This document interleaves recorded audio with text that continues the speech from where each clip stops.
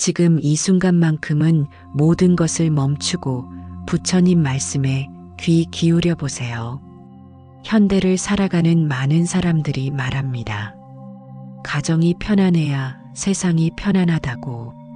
그런데 왜 집안은 가장 편해야 할 공간인데 오히려 가장 많은 말다툼과 서운함, 그리고 감정의 골이 깊이 패이는 걸까요? 불교에서는 이런 문제의 근본을 마음에서 찾습니다. 그리고 그 마음을 어지럽히는 두 가지 근본 원인을 이렇게 지적합니다. 가정에 복이 머물게 하려거든 탐욕과 성냄을 줄이라. 이 한 문장에는 부처님의 가르침이 그대로 담겨 있습니다. 오늘은 이 가르침을 중심으로 어떻게 가정에 진정한 평화와 복이 머무를 수 있는지를 나눠보고자 합니다. 많은 사람들은 말합니다. 우리 집안에 복이 없다. 남편이 아내가 나를 이해 못한다. 내가 이렇게까지 하는데 왜 가족들은 몰라줄까? 그런데 부처님은 이렇게 말씀하셨습니다. 복은 바깥에서 오는 것이 아니라 내 마음이 짓고 내 행위가 부르는 것이다. 즉, 가정에 복이 머물지 않는 이유는 상대의 잘못 이전에 내 마음 안의 탐욕과 성냄 때문일 수 있다는 것입니다. 탐욕은 단지 물질적인 욕망만이 아닙니다. 내 말이 옳다. 내 방식대로 해야 한다. 내가 원하는 대로 가족이 움직여야 한다. 이런 생각 역시 일종의 욕심입니다. 부처님께서는 한 제자에게 이렇게 말씀하십니다. 욕망이 많으면 만족함이 없고 만족함이 없으면 늘 괴로움이 따른다. 집안에서 불만이 일어나는 건 내가 더 많은 것을 원하기 때문이다. 가정이 평화로우려면 내가 원하는 대로가 아니라 함께 편안하게 살 수 있는 길을 모색해야 합니다. 우리는 가족에게 가장 쉽게 화를 냅니다. 오히려 직장에서는 참고 사회에서는 조심하면서도 가족에게는 말끝이 날카로워지고 감정을 숨기지 못하고 쏟아냅니다. 하지만 가족은 내 화풀이 대상이 아닙니다. 그들은 가장 소중한 인연이며 내가 이 생에서 함께 짊어진 인연의 짐입니다. 부처님은 성냄에 대해 이렇게 경고하십니다. 성내는 이는 스스로 불을 피우고 그 불에 먼저 타는 자이다. 성냄으로 말한 말은 가정의 복을 불태운다. 한순간의 말, 한 번의 눈빛, 그 성냄이 아이의 마음에 상처가 되고 부부 사이의 틈이 되며 집안의 공기가 무겁게 가라앉게 만듭니다. 그렇다면 어떻게 해야 복이 깃드는 가정을 만들 수 있을까요? 부처님께서 제자들에게 가르치신 3가지 실천법이 있습니다. 첫째, 만족을 아는 마음을 기른다. 항상 부족하다 느끼는 대신 지금 있는 것에 감사하는 마음을 가집니다. 이것을 불교에서는 지족이라 부릅니다. 지족은 가장 큰 재산이다. 누가 더 벌었느냐, 무엇을 가졌느냐보다 가정에서 가장 중요한 건 마음의 여유입니다. 둘째, 말하기 전에 멈추어 본다. 성냄이 일어날 때 부처님은 말씀하십니다. 성내지 마라. 말하기 전에 멈추어라. 혀는 칼보다 날카롭다. 가족과의 관계에서 말은 칼이 되기도 하고 연을 묶는 끈이 되기도 합니다. 한 번의 말이 가족을 더 멀게 만들 수도 있고 더 가까이 붙들 수도 있지요. 셋째, 자비심으로 가족을 대한다. 자비는 불교의 핵심입니다. 하지만 자비란 막연한 사랑이 아닙니다. 상대의 입장에서 이해하려는 마음, 상처를 주지 않으려는 배려, 그리고 기다려주는 여유입니다. 가족은 내가 선택한 인연입니다. 그 인연의 자비를 실천할 때 그 가정에는 복이 자연스럽게 머뭅니다. 어느 날 한 제자가 부처님께 물었습니다. 세존이시여, 저는 늘 가족과 부딪힙니다. 서로를 아끼고 싶으나 말다툼과 서운함이 끊이지 않습니다. 어떻게 하면 저희 집에도 평화가 깃들 수 있을까요? 부처님께서 조용히 말씀하셨습니다. 탐욕을 줄이고 성냄을 내려놓아라. 가족은 나의 거울이다. 내가 맑으면 거울도 맑고 내가 흐리면 거울도 흐리다. 가정의 평화는 어디서 시작될까요? 크게 무언가를 해주거나 많은 돈을 벌거나 대단한 노력을 들여서가 아닙니다. 가정의 평화는 단 한마디의 말에서 시작되기도 하고 그 말 한마디로 무너지는 경우도 많습니다. 불교에서는 말에 의해 지어지는 업을 구업이라고 합니다. 사람은 하루에도 수십 번, 수백 번의 말을 하며 살아갑니다. 하지만 그 모든 말이 다 복을 부르는 것은 아닙니다. 부처님께서는 이렇게 말씀하십니다. 사람은 말로써 복을 짓고 말로써 화를 부른다. 입은 작지만 업은 깊다. 업이란 단어는 우리에게 무겁고 운명적인 느낌을 줍니다. 하지만 불교에서 말하는 업은 의도된 행위입니다. 내가 어떤 마음으로, 어떤 생각으로 말하고 행동하느냐에 따라 그 업의 무게와 결과가 달라집니다. 특히 말은 행동보다 빠릅니다. 생각보다 가볍게 튀어나오고 때로는 생각하지도 못한 상처를 남깁니다.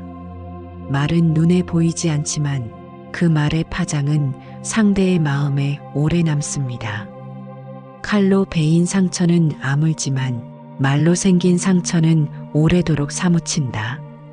가정에서 우리가 주고받는 말은 오히려 남보다 더 가까운 사이이기에 그 상처가 깊게 남을 수 있습니다. 부처님께서는 말로 지어지는 대표적인 4가지 업을 경전에서 이렇게 정리하셨습니다. 일망오 거짓말. 가정을 깨는 말 중 첫 번째는 거짓입니다. 작은 거짓말은 상대의 신뢰를 무너뜨리고 신뢰가 무너지면 진심도 통하지 않게 됩니다. 거짓된 말은 마음을 숨기는 것이며 숨겨진 마음에는 복이 머물지 않는다. 진실한 말은 때로는 불편할 수 있습니다. 하지만 그 진실함이 쌓여 신뢰가 되고 그 신뢰는 가정을 단단하게 묶어줍니다. 이 양설 이간질하는 말. 누구는 그렇게 말하더라. 당신이 이 말을 하면 화낼까봐 안 하려고 했는데. 이런 말은 겉보기엔 걱정하는 듯 하지만 실은 상대방의 감정을 흔드는 이간질일 수 있습니다. 부처님은 양설을 가정을 허무는 칼이라 표현하셨습니다. 두 입술로 두 마음을 만들지 말라. 두 마음은 두 사람을 갈라놓는다. 가정에서는 말이 하나로 모여야지 갈라지면 안 됩니다. 사막구 거친 말, 상처 주는 말, 사소한 짜증, 비아냥, 무시하는 말투. 이 모든 것이 악구에 해당됩니다. 특히 가까운 사이일수록 말이 쉽게 날카로워지기 쉽습니다. 왜 그것도 못해? 내가 뭘 잘못했는데? 이런 말은 일상의 대화 같지만 상대방의 마음을 꾸준히 갉아먹는 독입니다. 거친 말은 칼보다 빠르고 무심한 말은 독보다 깊다. 가정에서 복이 깃드는 말은 항상 부드럽고 따뜻해야 합니다. 불교에서는 부드럽고 복을 짓는 말을 연하어라고 부릅니다. 즉, 연꽃처럼 고요하고 향기로운 말을 하라는 뜻입니다. 사기여 헛된 말, 쓸데없는 말, 의미 없는 말, 남험담, 과장된 자랑. 이 모든 것은 마음을 흐리게 하고 가정의 기운을 무겁게 만듭니다. 우리가 말을 줄이고 고요함을 지킬 때 그 침묵 속에서 복이 깃들 수 있습니다. 부처님은 기여에 대해 다음과 같이 말씀하셨습니다. 쓸데없는 말은 마음을 떠돌게 하고 고요한 마음은 복을 부른다. 3. 말이 복을 부르는 수행이 되려면 우리가 매일 하는 말을 불공처럼 여긴다면 어떨까요? 아침 인사를 예불처럼, 감사 인사를 공양처럼, 사과의 말을 참회처럼, 격려의 말을 보시처럼 이렇게 매일의 말 한마디를 수행으로 여긴다면 그 자체가 집안의 공기를 바꾸고 복이 드나드는 문을 열게 됩니다. 부처님께서는 제자들에게 이렇게 가르치셨습니다. 말을 삼가고 말을 살피는 이는 말을 닦는 이며 마음을 닦는 이다. 그 말은 향기로워 천상의 꽃처럼 머문다. 결국 말은 그 사람의 마음을 비추는 거울입니다. 어떤 말이 내 입에서 나오는지를 살핀다면 자연스럽게 내 마음도 돌아보게 됩니다. 인생을 살다 보면 우리 안에 이런 생각이 자주 올라옵니다. 조금만 더 벌면 괜찮을 텐데, 저 사람처럼만 살았으면, 왜 우리 집은 이렇게 부족할까? 이처럼 우리의 마음은 늘 어딘가 부족하고 어딘가 향해 달려가고 있습니다. 그 마음을 불교에서는 탐욕이라 하고 그 탐욕을 내려놓고 현재에 만족하는 태도를 지족, 즉 만족을 아는 삶이라고 부릅니다. 부처님께서는 탐욕에 대해 이렇게 말씀하셨습니다. 탐욕은 불과 같아서 얻으면 더 얻고자 하고 얻지 못하면 괴로움에 불탄다. 사람의 욕심은 채울 수 없습니다. 더 큰 집을 사면 더 넓은 집이 눈에 들어오고 더 좋은 직장을 얻으면 더 높은 자리가 눈에 들어옵니다. 그러나 그 욕망은 결코 끝나는 법이 없습니다. 욕망을 따라 사는 삶은 목마른 자가 짠물을 마시는 것과 같으니 마실수록 갈증이 깊어진다. 이 말씀처럼 탐욕은 만족을 주는 듯 하지만 실은 더욱 깊은 결핍을 불러옵니다. 우리는 만족하지 못하기에 불평하고 불평이 쌓여 갈등이 일어나며 갈등이 가정을 병들게 합니다. 부처님은 말씀하십니다. 만족할 줄 아는 사람은 가장 부유하며 탐내지 않는 이는 가장 평온하다. 더 많은 것을 가지려는 마음은 우리를 조급하게 만들고 있는 것에 감사하는 마음은 우리를 여유롭게 만듭니다. 그렇다면 실제로 우리는 어떻게 탐욕을 줄이고 지족하는 삶을 살아갈 수 있을까요? 1. 가진 것을 돌아보는 습관. 하루를 마칠 때 오늘 내가 누린 것들을 돌아보는 습관을 들이세요. 따뜻한 밥 한 끼, 가족의 안부, 잠잘 수 있는 집. 이 모든 것이 복입니다. 지금 내가 가진 것은 누군가가 간절히 바라는 그것이다. 감사를 느끼는 순간 욕망은 더 이상 자리를 잡지 못합니다. 2. 비교하지 않는 마음. 탐욕은 남과의 비교에서 시작됩니다. 남보다 부족하다는 생각이 욕망을 부르고 그 욕망이 불안을 자극합니다. 부처님께서는 이렇게 일깨워 주십니다. 다른 이의 삶을 보지 말고 오직 자신의 마음을 돌아보라. 남과 비교하면 끝이 없고 나를 돌아보면 평화가 시작된다. 지족하는 사람은 충분하다는 눈을 가졌습니다. 그 눈은 외부가 아니라 자기 내면을 향해 열려 있습니다. 3. 작고 사소한 기쁨을 귀하게 여기는 마음. 작은 것에 기뻐할 줄 아는 사람이 가장 큰 복을 지은 사람입니다. 따뜻한 차 한 잔, 아이의 웃음소리, 창밖의 햇살. 이런 사소한 기쁨들이 모여 가정을 편안하게 하고 마음을 평화롭게 만듭니다. 큰 기쁨을 바라지 말고 작은 기쁨을 오롯이 느껴라. 그 기쁨이 쌓이면 복은 스스로 머문다. 어느 날 한 부유한 제자가 부처님께 물었습니다.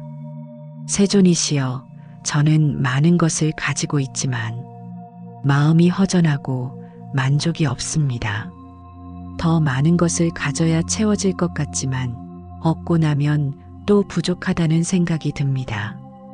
부처님께서는 조용히 고개를 끄덕이며 말씀하셨습니다. 그대의 마음은 바닥 없는 항아리와 같다. 아무리 물을 부어도 차지 않는 그릇은 바닥을 고치지 않으면 끝내 채울 수 없다. 지족이 그 바닥이요, 만족은 그릇을 가득 채우는 복이다. 그 제자는 무릎을 꿇고 깊이 절하며 말했습니다. 세존이시여, 이제 알겠습니다. 더 갖는 것이 복이 아니라 지금 가진 것에 감사할 줄 아는 지혜가 진짜 복이었음을. 많은 사람들이 복을 원합니다. 돈이 들어오길 바라고, 좋은 사람을 만나고, 일이 잘 풀리길 바랍니다. 하지만 이 질문을 해본 적이 있을까요? 나는 과연 복이 머물 수 있는 그릇을 지녔는가? 복은 누군가에게만 쏟아지는 특별한 것이 아닙니다. 복은 그릇에 따라 담기는 크기가 달라지는 법입니다. 내 마음이 복을 담을 준비가 되어 있지 않으면 아무리 좋은 일이 와도 금방 흘러나가 버리고 맙니다. 부처님께서는 말씀하십니다. 복은 외부에 있는 것이 아니라 준비된 마음에 머무른다. 마음이 좁으면 복도 좁고 마음이 넓으면 복도 머문다. 복을 얻는 것보다 중요한 건 그 복을 지켜내는 마음의 그릇을 갖추는 일입니다. 크고 값진 보물도 작은 바가지엔 담기지 못하듯 마음이 시기와 불만으로 가득 차 있다면 그 안엔 복이 머물 자리가 없습니다. 복을 얻고자 하거든 먼저 마음을 비우고 닦아라. 복은 고요한 그릇에만 담긴다. 마음이 조급하면 복은 멀어지고, 마음이 탁하면 복은 스며들지 못하며, 마음이 넉넉하면 복은 머무는 자리를 찾습니다. 복을 부르는 삶의 태도에는 세 가지가 있습니다. 이 세 가지는 부처님께서 거듭 강조하신 마음의 준비 자세입니다. 첫째, 감사하는 마음. 복을 깨닫는 눈. 많은 이들이 복을 갖지 못한 것에서 찾으려 합니다. 하지만 복은 언제나 이미 내 곁에 있는 것에서 시작됩니다. 아침을 맞이한 것, 가족이 있는 것, 몸이 건강한 것, 오늘 하루를 무사히 보낸 것, 이 사소해 보이는 것들이 사실은 가장 큰 복의 모양입니다. 감사하는 이는 늘 복을 받고, 불평하는 이는 복을 흘려보낸다. 감사는 복을 끌어들이는 자석입니다. 감사하는 마음이 있을 때 복은 나를 알아보고 다가옵니다. 둘째, 베푸는 마음. 복을 짓는 손. 복을 바라기 전에 복을 먼저 짓는 것이 수행자의 태도입니다. 물질이 없더라도 따뜻한 말 한마디, 가벼운 손길, 진심 어린 응원의 말도 복이 되어 돌아갑니다. 주는 이가 받는 이보다 더 복되며, 베풀 줄 아는 이는 복을 지을 줄 아는 자다. 복은 하늘에서 떨어지지 않습니다. 복은 내가 흘려보낸 것이 다시 돌아오는 흐름입니다. 셋째, 낮추는 마음. 복이 쌓이는 그릇. 복은 높은 곳에 머물지 않습니다. 복은 낮은 마음, 겸손한 자세, 고개 숙인 마음에 스며듭니다. 사람들은 흔히 복을 많이 지으려 높은 곳을 바라보지만 부처님은 마음을 낮추는 일을 가장 복된 일이라 하셨습니다. 물을 낮은 곳으로 흐르듯 복은 낮은 마음을 따라 흐른다. 겸손은 복을 부르는 향기다. 낮은 자세로 인연을 대하고 작은 일에도 감사하며 자신을 드러내지 않는 태도는 보이지 않게 복을 모읍니다. 어느 날 젊은 제자가 부처님께 여쭈었습니다. 세존이시여, 저는 복을 받고 싶어? 기도를 많이 올리고 절도 많이 합니다. 하지만 제 삶은 여전히 고되고 마음은 늘 불안합니다. 도대체 복은 어디에 머무릅니까? 부처님께서 조용히 대답하셨습니다. 복은 기도로 얻는 것이 아니며 복은 절의 횟수로 오지 않는다. 복은 머물 곳이 있어야만 그곳에 깃든다. 그릇이 준비되지 않았으면 복은 머물 수 없다. 제자가 고개를 숙이며 다시 묻습니다. 그렇다면 어떤 그릇을 준비해야 합니까? 부처님께서 말씀하십니다. 감사의 그릇에 담겨지고 자비의 손으로 퍼올려지며 겸손의 입구로 들어간다. 그대가 복을 원하거든 먼저 복이 쉬어갈 마음을 만들어라. 이처럼 복은 단지 오는 것이 아니라 머무는 것입니다. 복은 흐르고 그 흐름은 내가 지은 업, 내가 가진 태도, 내가 유지한 마음 위에 정착합니다.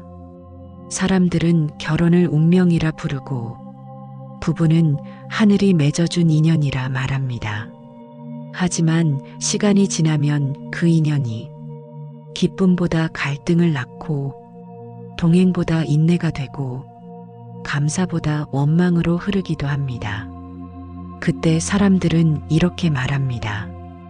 왜 저런 사람을 만났을까? 내 팔자가 왜 이 모양일까? 하지만 부처님께서는 다르게 말씀하십니다. 그대가 함께 사는 이는 우연히 만난 이가 아니라 과거로부터 인연의 줄을 잡고 다시 태어난 업의 동행자다. 즉, 부부는 단순한 만남이 아니라 업을 함께 짓고 갚아가는 공동체입니다. 부처님께서는 제자들에게 자주 말씀하셨습니다. 지금의 부모, 형제, 남편과 아내는 전생에도 인연이 있었던 자들이며 그 인연이 남아있어 다시 만난 것이다. 이 말은 곧 지금 함께 살아가는 사람은 내가 선택한 사람이면서도 내 업이 불러온 사람이라는 뜻입니다. 때론 부부가 서로에게 상처를 주고 참기 어려운 마음이 올라올 때가 있습니다. 그럴 때 기억해야 합니다. 부처님께서 이렇게 말씀하셨습니다. 이 인연은 다시는 놓치지 말라고. 업이 나를 이끌어 다시 만나게 한 것이다. 이 업은 복일 수도 있고 함께 풀어야 할 숙제일 수도 있습니다. 가정은 불교적으로 보면 단순한 생활 공간이 아닙니다. 가정은 도량이고 부부는 그 도량에서 함께 정진하는 수행자입니다. 한 사람은 수행하려 하고 다른 한 사람은 그렇지 않다면 부처님은 이렇게 말씀하십니다. 상대가 나를 따라오지 못할 때 먼저 앞서 걷는 자는 등을 돌리는 것이 아니라 등을 밝혀주는 이가 되어야 한다. 부부는 함께 나아가야 하지만 언제나 같은 속도로 걷지는 않습니다. 때로는 내가 먼저 참고, 때로는 내가 먼저 낮아지고, 때로는 내가 먼저 웃을 수 있어야 그 인연이 끝내 복이 됩니다. 진짜 도량은 절감만이 아닙니다. 매일 밥을 짓고 설거지를 하고 말을 주고받는 그 부엌과 거실, 침실이 곧 참된 수행의 자리입니다. 부부는 단지 함께 사는 사이가 아닙니다. 함께 업을 만들고 함께 그 업을 소화해 나가는 가장 가까운 공동체입니다. 함께 말한 말이 업이 됩니다. 함께 품은 생각이 업이 됩니다. 함께 나눈 기쁨과 원망이 업이 됩니다. 그렇기에 부처님은 말씀하십니다. 부부는 업을 나누는 인연이다. 서로에게 상처를 주면 그 업이 깊고 서로를 살피면 그 업이 맑다. 말과 마음을 곧게 하면 가정은 도량이 되고 인연은 복이 된다. 지금 내가 내뱉은 말 한마디, 지금 내가 품은 마음 하나가 가정의 기운을 만들고 그 기운이 나와 상대의 삶을 바꾸는 힘이 됩니다. 어느 날 한 중년의 제가 신도가 부처님께 물었습니다. 세존이시여, 저는 제 배우자와 자주 다투고 그럴 때마다 이 인연이 도대체 무슨 의미인지 모르겠습니다. 서로 상처만 남기고 고요한 날이 드뭅니다. 이럴 바엔 각자의 길을 가는 것이 맞지 않겠습니까? 부처님께서 고요히 말씀하셨습니다. 그대가 만난 그 사람은 그대를 깨우기 위해 업이 보낸 인연이다. 도망간다고 업이 사라지지 않고 받아들이고 마주할 때 복으로 전환된다. 도량은 멀리 있지 않다. 그대의 말이 머무는 곳이 도량이며 그대의 참음이 자라는 곳이 수행처다. 그 제가 신도는 눈을 감고 고개를 숙이며 말했습니다. 세존이시여, 이제야 알겠습니다. 내가 도망친 것은 사람이 아니라 내 안의 업에서 도망치려 했던 것이었습니다. 이제 우리는 물어야 합니다. 어떻게 하면 우리 집이 도량이 될 수 있을까? 부처님께서 제자들에게 늘 강조하신 가정을 수행처로 만드는 3가지 마음을 소개합니다.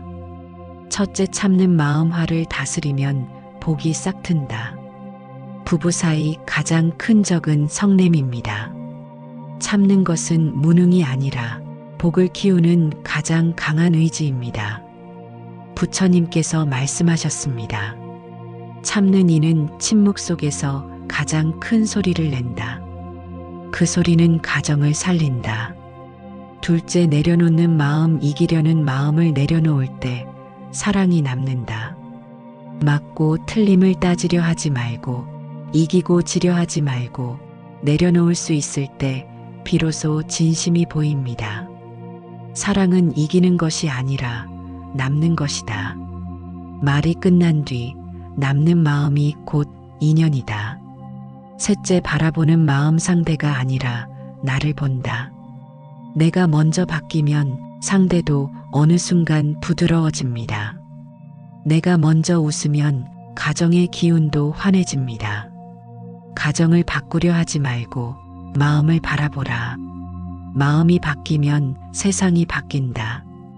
우리는 하루에도 수백 마디의 말을 합니다. 가족과 이웃과 직장에서, 때론 혼잣말로. 하지만 말이 입 밖으로 나가는 순간 그것은 단순한 소리가 아니라 업의 씨앗이 됩니다. 부처님께서는 입은 업의 문이라 하셨습니다.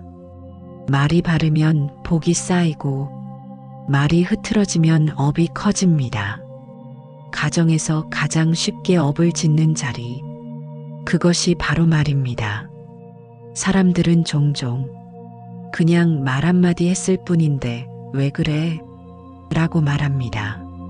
하지만 그 한마디가 누군가의 가슴에 오래 남아 평생 지워지지 않는 상처가 되기도 합니다. 부처님께서 이렇게 말씀하십니다. 칼로 베인 상처는 곧 아물지만 말로 입은 상처는 오랜 세월 지나도 아물지 않는다. 말은 다시 거둘 수 없습니다. 던져버린 화살처럼 뱉어진 말은 업이 되어 자신에게, 가정에, 인연에 머뭅니다. 가정에서 나누는 말은 사소한 듯 하지만 그 속에 업이 담겨 있습니다. 무심한 말이 따뜻한 마음을 식히고 짧은 비난이 오랜 신뢰를 무너뜨리며 날선 농담 하나가 평화롭던 하루를 어둡게 만듭니다. 부처님께서 말씀하셨습니다. 선한 말은 꽃처럼 향기롭고 악한 말은 불길처럼 번진다. 말로 복을 짓고 말로 업을 짓는다. 말은 업의 씨앗입니다. 씨앗이 선하면 복이 열리고 씨앗이 악하면 화가 자랍니다. 가정에서 매일 하는 말들이 복을 키우는 농사인지 화를 부르는 불씨인지를 깊이 살펴야 합니다. 부처님께서는 특히 수행자가 조심해야 할 4가지 말의 업을 말씀하셨습니다.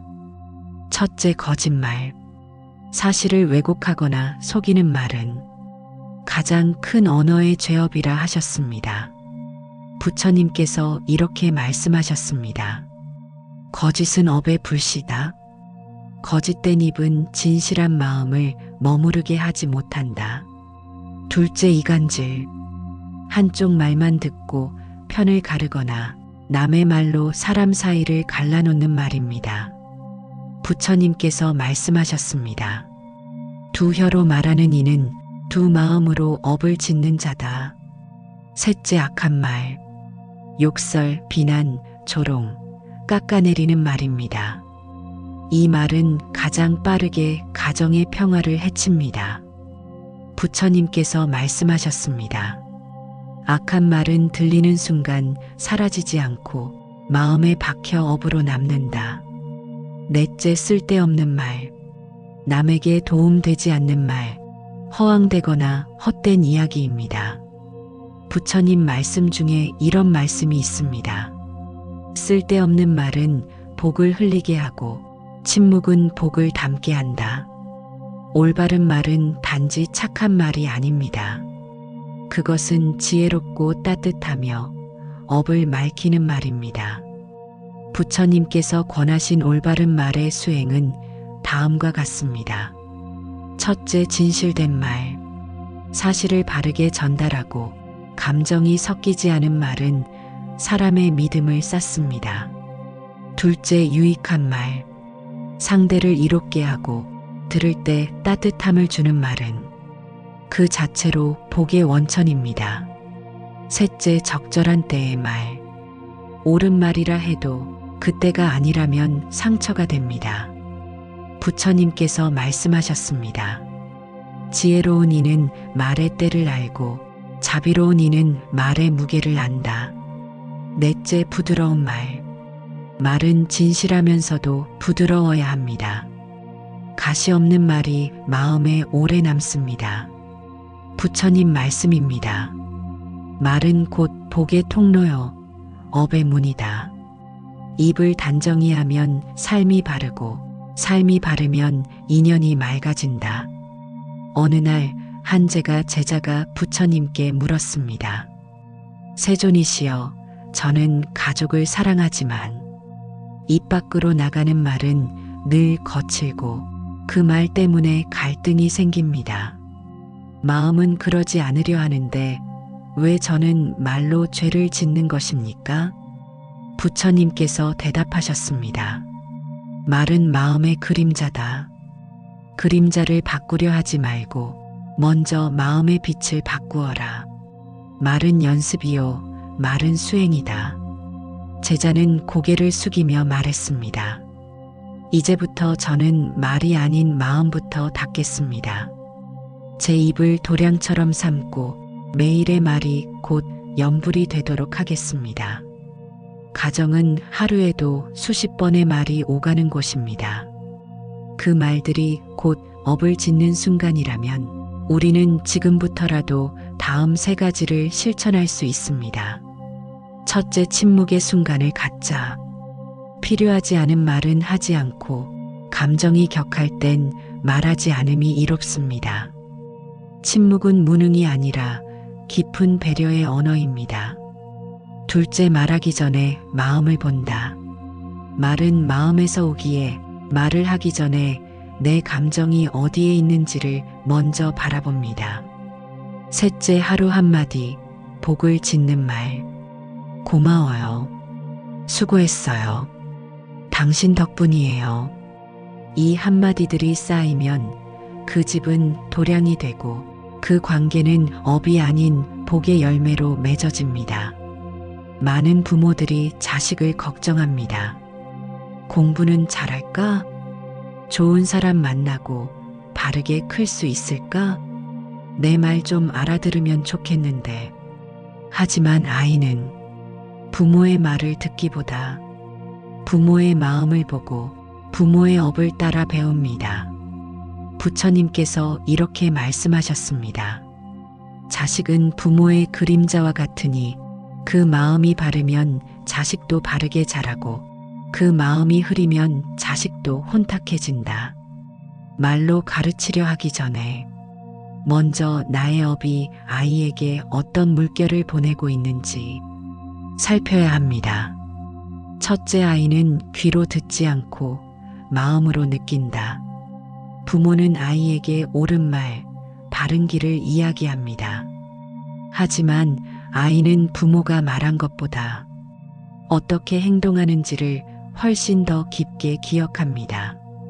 아버지가 화내며 화를 내지 말라고 말하면 어머니가 불평하면서 긍정적으로 생각해라고 말하면 아이 마음엔 혼란이 남습니다.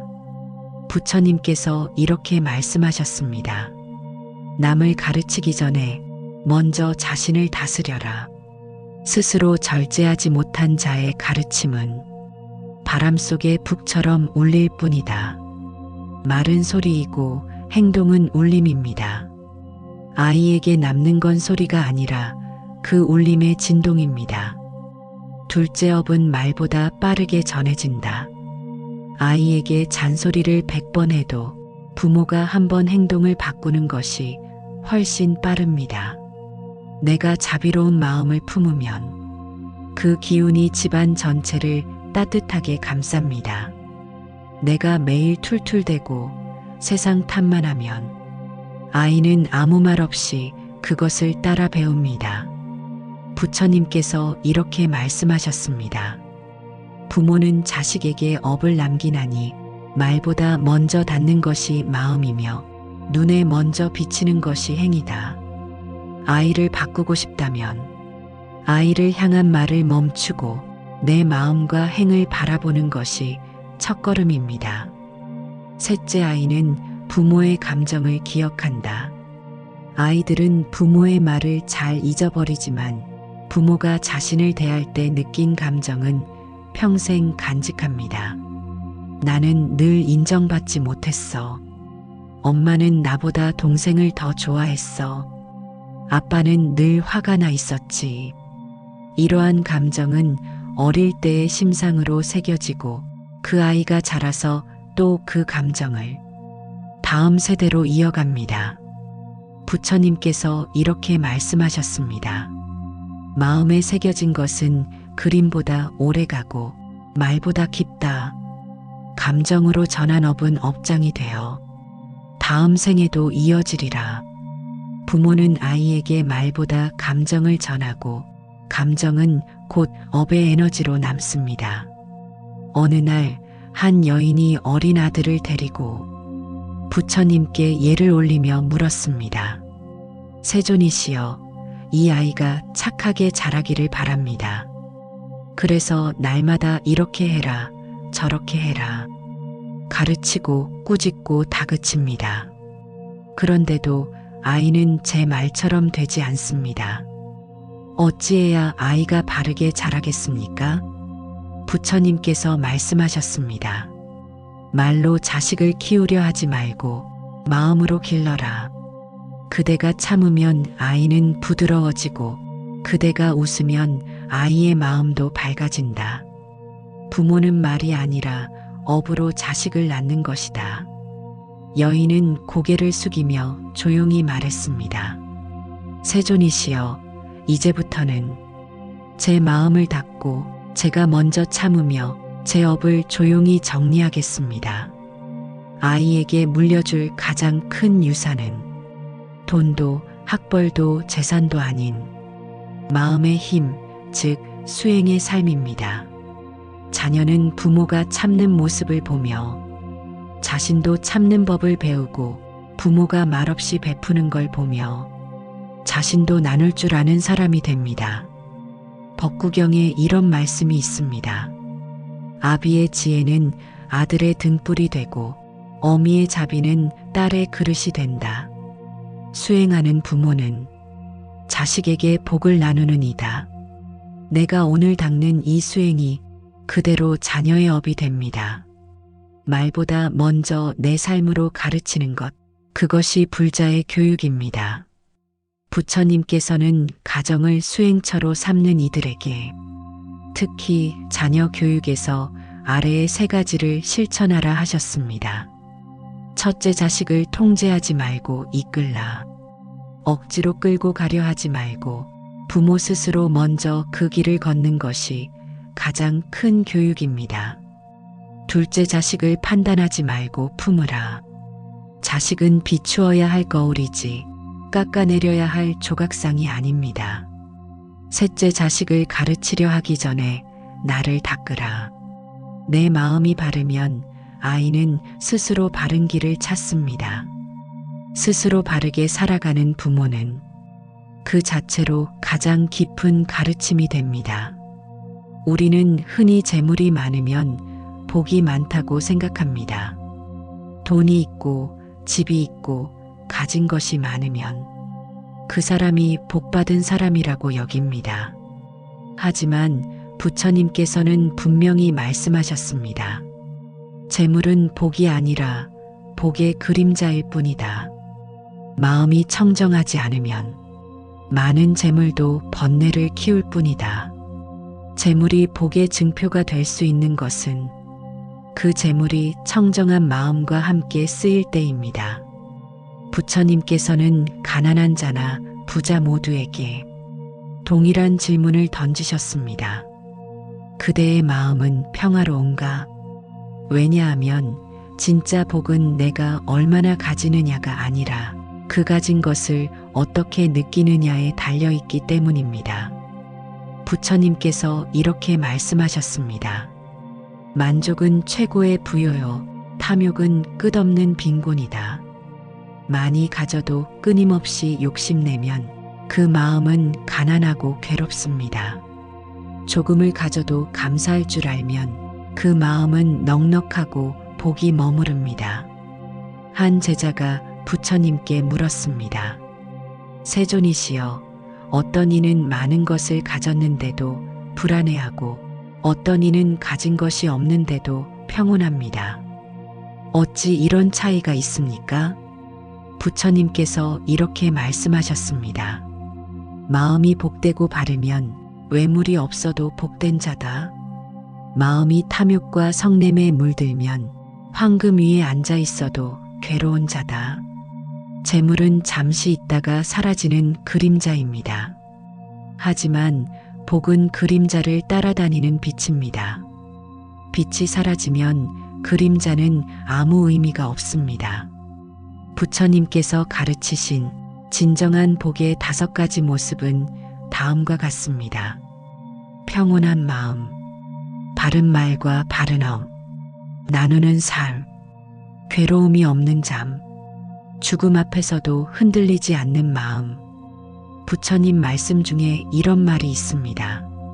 재물은 죽음 앞에서 소멸되고 복은 죽음 너머까지 이른다. 어느 날 한 부유한 제자가 부처님께 물었습니다. 세존이시여, 저는 많은 재물을 가졌습니다. 그러나 마음은 언제나 불안하고 잠도 잘 오지 않습니다.